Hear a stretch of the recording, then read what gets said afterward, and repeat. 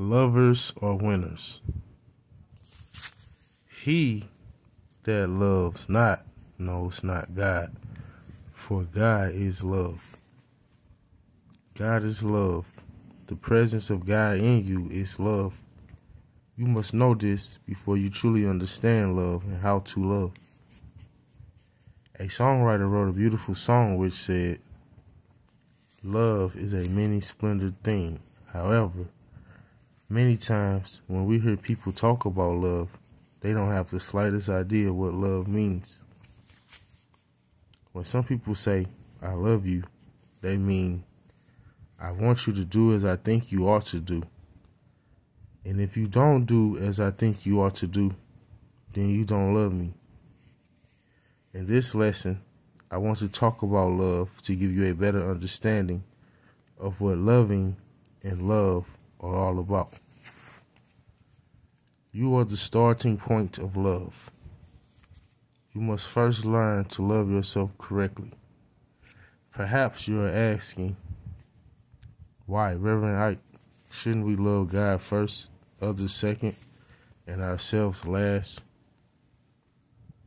As a matter of fact, the other day, someone came up with a slogan which said, "I'm third."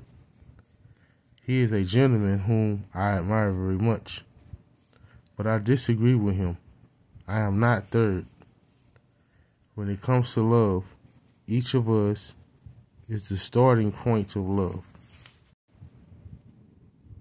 You cannot love others correctly until you first learn how to love yourself correctly. This is what you must understand.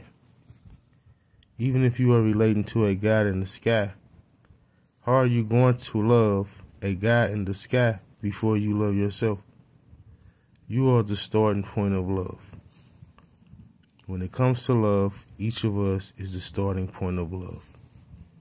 In mind science, we are always dealing with the subconscious mind. We are seeking to impress these positive ideas upon our subconscious minds. When we talk to ourselves, the subconscious mind sits up and says, "Oh, he's about to tell me something. She's about to tell me something. I had better listen." So once again, I'm going to be purposely redundant and have you say to yourself, I am the starting point of love.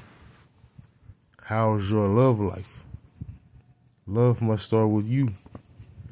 You cannot love or be loved correctly until you love yourself correctly. Your love life is the result of the way you love yourself. Your relationship with others is the result of the way you relate to yourself. You cannot love others correctly until you first learn how to love yourself correctly. On the sociological level, we are going around telling people, look, you should love one another. That's fine, but it doesn't begin there. This is why no kind of social panacea has been able to work yet. Loving one another begins with loving your individual self.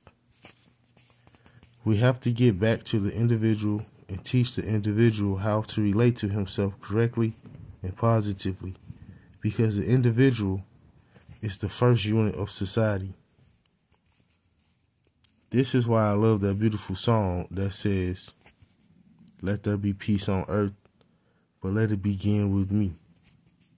Here again, you are the starting point of everything in your life. If you want to love and be loved, you are the starting point.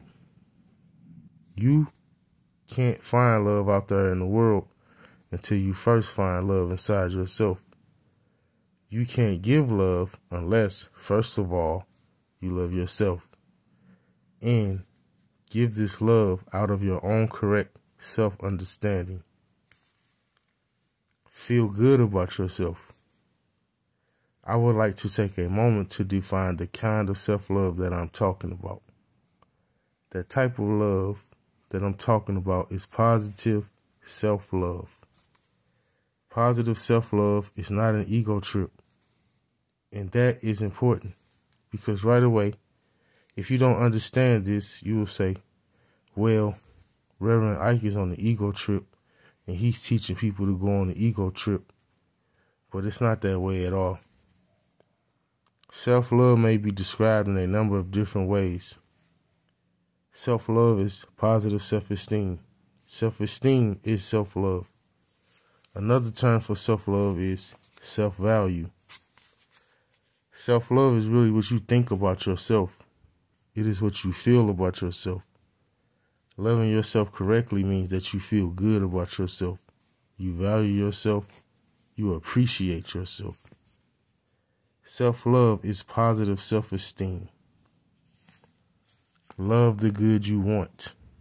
Whatever you love, you magnify and objectify. If you love the God in you, you become God in action. Say to yourself, as I love the God in me, I become God in action. Whatever good you want in your life, love it. Love it as a part of you. Love the good in you, and you will express and experience more good whenever you do something good. Just love it.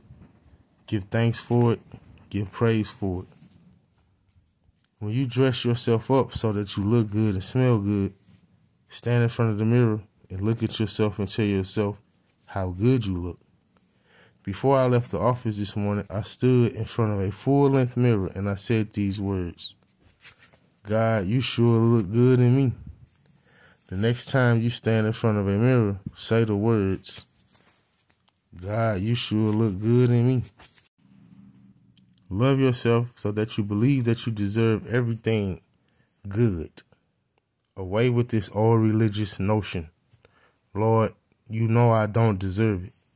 Some people pray and say, Lord, give me this, give me that. Now, Lord, I know I don't deserve it. Well, if you think that way, you can forget about getting anything.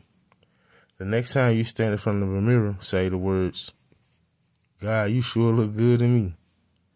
In life, you only get what you subconsciously believe you deserve. If you get kicked in the behind, you subconsciously believe that you deserve it. You men and women who have a spouse who treats you like a dog, it's because you don't love yourself correctly. You don't esteem yourself correctly. If your boss is down on you, it's because you are down on yourself. If you find that generally people are down on you, it's because you are down on yourself and you don't love yourself correctly. In life, you only get what you subconsciously believe you deserve. You cannot really be mistreated unless somewhere in your life, somewhere in your mind, or somehow or other, you mistreat yourself. I want to say this again. The things that people do to themselves on the psychological level, on the subconscious level, when they come back to them on the objective level, they don't recognize them. I want you to say this to yourself. Other people treat me like I treat myself. Unfortunately, in much of the organized religious sector today, we have been taught to depreciate ourselves. For example, there is an old hymn that says, for such a worm as I. This is a very blatant example of self-depreciation. Because if you think of yourself as a worm in the dust, you will experience what a worm experiences. What happens to a worm? It gets stepped on. A worm gets smashed. If you are finding yourself getting stepped on in the game of life, it's because of your self-esteem, your self-appreciation, your self-image is not correct. You do not love yourself correctly. You do not value yourself correctly. You see, self-love is self-respect. If you value yourself correctly, if you esteem yourself correctly, if you feel right about yourself, then people are not always going to be stepping on you. All the world will respond to you as a winner in the game of life.